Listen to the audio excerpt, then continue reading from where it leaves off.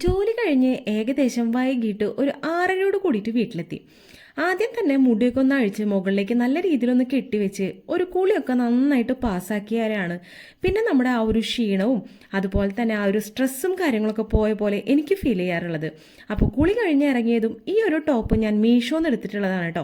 ഇതിൻ്റെ നെക്കിലും അതുപോലെ തന്നെ കയ്യിലും നല്ല അടിപൊളിയായിട്ടുള്ള വർക്കാണ് വന്നിട്ടുള്ളത്. ഏകദേശം 200 രൂപയുടെ താഴെയാണ് ഞാൻ ഈ ഒരു ടോപ്പിന് ചിലവാക്കിയിട്ടുണ്ടായിരുന്നത്. നല്ല അടിപൊളി ക്വാളിറ്റി ടോപ്പാണ് കേട്ടോ. നല്ല അടിപൊളിയാണ്, ഇടാനും ഒക്കെ നല്ല സുഖമാണ്. ആ ഒരു ടോപ്പിട്ട് അത്യാവശ്യം കുറച്ച് മുഖത്ത് മിനുപ്പണികളും കാര്യങ്ങളൊക്കെ ചെയ്ത് മുടി കെട്ടിയിട്ട് ഞങ്ങൾ ഇന്ന് തൃശ്ശൂർക്ക് പോവാണ്. തൃശ്ശൂർക്ക് പോകുന്നതുകൊണ്ട് ഒരു പ്രത്യേക വിശേഷമുണ്ട്. എന്താണെന്ന് വെച്ച് കഴിഞ്ഞാൽ ഇന്ന് തൃശ്ശൂർ പൂരത്തിൻ്റെ തലേദിവസമാണ് കേട്ടോ.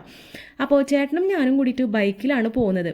പോകുന്ന വഴിക്ക് പെട്രോളൊക്കെ അടിച്ചതിന് ശേഷമാണ് തൃശ്ശൂർക്ക് പോകുന്നത്. സമയം ഏകദേശം വൈകിട്ടൊരു 7:30 ആയിട്ടുണ്ടാവും.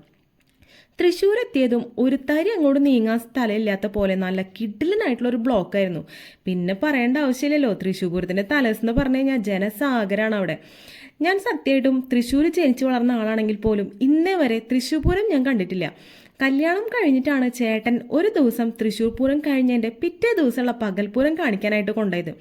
അവിടെ പോയി ഒന്ന് തലയെത്തി നോക്കിയത് മാത്രമേ ഓർമ്മയുള്ളൂ. പിന്നെ തിക്കും തിരക്കും ഭയങ്കര ബഹളമായിരുന്നു. അപ്പോൾ പകുതി വെച്ച് തിരിച്ചു പോന്നു. തിരക്കിനിടയിലും മന്ത്രിമാരുടെ വിസിറ്റും കാര്യങ്ങളൊക്കെ അവിടെ നല്ല അടിപൊളിയായിട്ട് നടക്കുന്നുണ്ട്. ആ ഒരു തിക്കും തിരക്കൊക്കെ കഴിഞ്ഞ് നമ്മൾ വണ്ടി റൗണ്ടിൽ കൊണ്ടുപോയിട്ട് പാർക്ക് ചെയ്തു. അതിനുശേഷം പിന്നെ കാഴ്ചകൾ കാണാനായിട്ട് ഇറങ്ങാണ്. ഞാനും ചേട്ടനും മാത്രമേ ഉള്ളതുകൊണ്ട് തന്നെ കുട്ടികളെ ഒന്നും നോക്കേണ്ട ആവശ്യമില്ല. അവരെ കൊണ്ടുവന്ന് കഴിഞ്ഞാൽ പിന്നെ ആകെ ബഹളാണ്. അപ്പം അതുകൊണ്ട് തന്നെ വീട്ടിലാക്കിയിട്ടാണ് പോകുന്നത്. വന്ന വഴിക്ക് ഇതാ ആനേനെയാണ് കണ്ടത്. ആനകളെ കയറ്റുന്നതും കൊണ്ടുവന്നതും ഒക്കെ നമുക്ക് കാണാനായിട്ട് പറ്റും. ഇവിടെ ആനയുടെ പൂരത്തിന് മുൻപായിട്ടുള്ള ഒരുപാട് പ്രോസസ്സും കാര്യങ്ങളും നടക്കുകയാണ്. അതിനെന്തോ ഒരു പ്രത്യേക പേരും കാര്യങ്ങളൊക്കെ പറയും. സത്യം പറഞ്ഞാൽ ഞാൻ ഈ ഒരു സമയത്ത് അത് മറന്നുപോയി. അപ്പോൾ അവരുടെ ആ ഒരു ടെസ്റ്റ്, അതായത് പൂരത്തിന് അവർ എലിജിബിൾ ആണോ എന്നുള്ള ടെസ്റ്റും കാര്യങ്ങളൊക്കെ ചെയ്യുന്ന ആ ഒരു പ്രോസസ്സാണ് ഇവിടെ നടന്നുകൊണ്ടിരിക്കുന്നത്. അപ്പോൾ ഓരോ ആനകളും വരുന്നു, അവരതിൻ്റെ പ്രോസസ്സും കാര്യങ്ങളിലേക്കും കടക്കുന്നു. അതിനുശേഷം ആ ആന പോകുന്നു. അങ്ങനെയുള്ള കാര്യങ്ങളൊക്കെ നമുക്ക് കാണാനായിട്ട് പറ്റും. നല്ല അടിപൊളിയായിട്ട് കുളിച്ച് സുന്ദരകുട്ടപ്പന്മാരായിട്ട് കുറിയും തൊട്ടിട്ടാണ് ഇവന്മാരുടെ നടപ്പ്. അപ്പോൾ ആ ഒരു കാഴ്ചകളൊക്കെ കണ്ട് കുറച്ച് നേരം അവിടെ നിന്നു. പിന്നെ പിന്നിലേക്ക് തിരിഞ്ഞു നോക്കി കഴിഞ്ഞാൽ ഈ ഒരു കാഴ്ചയാണ് കാണാം. നിറച്ച് കച്ചവടക്കാരും ആഹാരങ്ങളും അങ്ങനെ ഒരുപാട് ആൾക്കാർ. എല്ലാവരും ഈ ഒരു പൂരത്തെ സ്നേഹിക്കുന്നവരാണ്. അതുകൊണ്ട് തന്നെ പൂരവും ആസ്വദിച്ച് കാഴ്ചകളും കണ്ട് ഇരിക്കുന്നവരും നടക്കുന്നവരും സൊറ പറഞ്ഞിരിക്കുന്നവരും ഒക്കെയുണ്ട്. ദൈവാനുഗ്രഹം കൊണ്ട് ഇന്ന് വൈകിട്ട് മഴയൊന്നും പെയ്തിട്ടില്ല. ഞങ്ങളൊരു പാക്കറ്റ് കപ്പലണ്ടിയും വാങ്ങിച്ച് അങ്ങോട്ട് നടപ്പായി.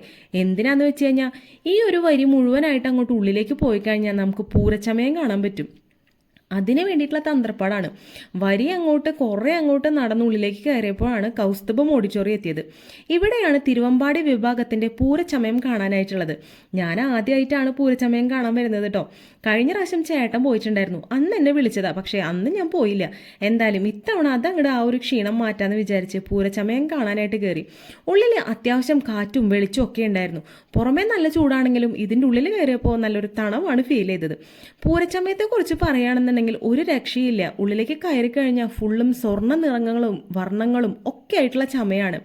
ആനയുടെ കാലുമ കെട്ടാനുള്ള കാര്യങ്ങളും അതുപോലെ തന്നെ സ്വർണ്ണ നിറത്തിലും വെള്ളി നിറത്തിലുമായിട്ടുള്ള ഒരുപാട് കുടകളും ഒക്കെ നമുക്ക് കാണാനായിട്ട് പറ്റും.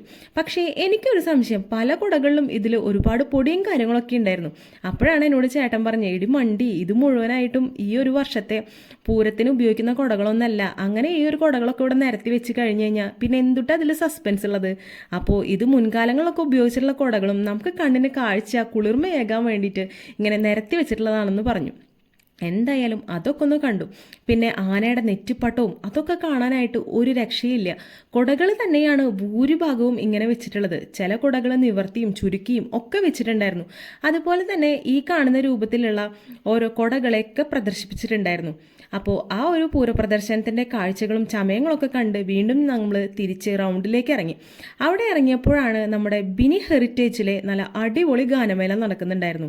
ഗാനമേളയിലെ ആ ഒരു ബ്ലാക്ക് ടീഷർട്ട് ഇട്ട ആളെ ഞാൻ ടി വിയിൽ എവിടെയോ കണ്ടിട്ടുണ്ട്, പക്ഷേ പേരും കാര്യങ്ങളൊന്നും എനിക്ക് ഓർമ്മയില്ല. എന്തായാലും എല്ലാവരും നന്നായി ആസ്വദിച്ചിട്ട് ഈ ഒരു സ്റ്റേജ് ഷോ കാണുന്നുണ്ടായിരുന്നു, ഗാനമേള ആസ്വദിക്കുന്നുണ്ടായിരുന്നു. എല്ലാവരും ആ ഒരു പൂരത്തിൻ്റെ വൈബിൽ തന്നെയായിരുന്നു. അതിനുശേഷം കുറച്ച് നേരം അതൊക്കെ കണ്ട് വീണ്ടും ഞങ്ങൾ നടത്തം ആരംഭിച്ചു. ഈ ഒരു റൗണ്ടിൽ കൂടി നടക്കുമ്പോൾ നല്ല സുഖമാണ് കേട്ടോ. നമുക്ക് ആ ഒരു തിക്കും തിരക്കും ബഹളവും കാര്യങ്ങളൊന്നും നമുക്ക് ഫീൽ ചെയ്യില്ല. കാരണം എല്ലാവരുടെ മനസ്സിലും ഒരൊറ്റ ലഹരി മാത്രമാണുള്ളത്, പൂരം. പൂരം മാത്രമേ ഉള്ളൂ. നാളെ ഈ കാണുന്ന തിരക്കൊന്നുമില്ല കേട്ടാ, ഇതിനേക്കാളും തിരക്കാവും. ദാ അവിടെ അങ്ങേ അറ്റത്ത് കാണുന്ന ആ ഒരു കവാടാണ് നമ്മുടെ പൂരം എക്സിബിഷൻ നടക്കുന്ന സ്റ്റാളുകളോ ഒക്കെയുള്ള സ്ഥലം. അപ്പോൾ അവിടേക്ക് ചെറിയൊരു എൻട്രി ഫീസും കാര്യങ്ങളൊക്കെ ഉണ്ട്. അത്യാവശ്യത്തിന് നല്ല തിരക്കായിരിക്കും ഉള്ളിലും പുറത്തും. അപ്പോൾ ആ ഒരു തിരക്കിലേക്ക് പോകാനായിട്ടുള്ള സാഹസം നമ്മൾ കാണിച്ചില്ല. എന്തായാലും നമുക്കൊന്ന് ചുറ്റിക്കറങ്ങാമെന്ന് വിചാരിച്ച് വീണ്ടും അങ്ങോട്ട് നടത്താൻ തുടങ്ങി. അപ്പോഴാണ് ഒരു നറുനീണ്ടി സർബത്തിൻ്റെ കട കണ്ടത്. അപ്പോൾ പിന്നെ ദാഹം അകറ്റാനായിട്ട് ഒരു നറുനീണ്ടി മാഞ്ചി കഴിക്കാമെന്ന് വിചാരിച്ചു. പക്ഷേ നമ്മൾ പ്രതീക്ഷിച്ച ആ ഒരു ടേസ്റ്റും വൈബൊന്നും അതിന് കിട്ടിയില്ല കേട്ടോ. അതുകൊണ്ടാണ് ആ മുഖത്തൊരു എക്സ്പ്രഷൻ അങ്ങനെ ഉള്ളത്. എന്തായാലും അതും കഴിഞ്ഞ് കുറച്ച് അങ്ങോട്ട് മുന്നിലേക്ക് നടന്നപ്പോഴാണ് നല്ല ചൂട് ചോളത്തിൽ ചെറുനാരങ്ങയും അതുപോലെ തന്നെ കുറച്ച് ഉപ്പും കുറച്ച് മുളക് പൊടിയൊക്കെ ഇങ്ങനെ നന്നായിട്ട് തേച്ച് കൊടുത്ത് ഇങ്ങനെ കൊടുക്കുന്നത് കണ്ടത്. അപ്പോൾ പിന്നെ നമുക്ക് അതിൽ നിന്ന് ഒരെണ്ണം വാങ്ങിക്കാമെന്ന് വിചാരിച്ചു. അങ്ങനെ ഒരു ചോളം നല്ല ചൂടോട് കൂടിയിട്ട് വാങ്ങിച്ച് നേരെ വന്ന് ഈ ഒരു കാണുന്ന തെക്കേ ഗോപുരനടയിലാണ്. തൃശ്ശൂർക്ക് പോകുമ്പോൾ എപ്പോഴായാലും ഇവിടെ വന്നിരുന്ന് കഴിഞ്ഞാൽ മനസ്സിന് വല്ലാത്തൊരു സമാധാനമാണ്. ആ ഒരു ചോളം അവിടെ ഇരുന്ന് കഴിച്ച് വീണ്ടും ഞങ്ങൾ തുടങ്ങി യാത്ര.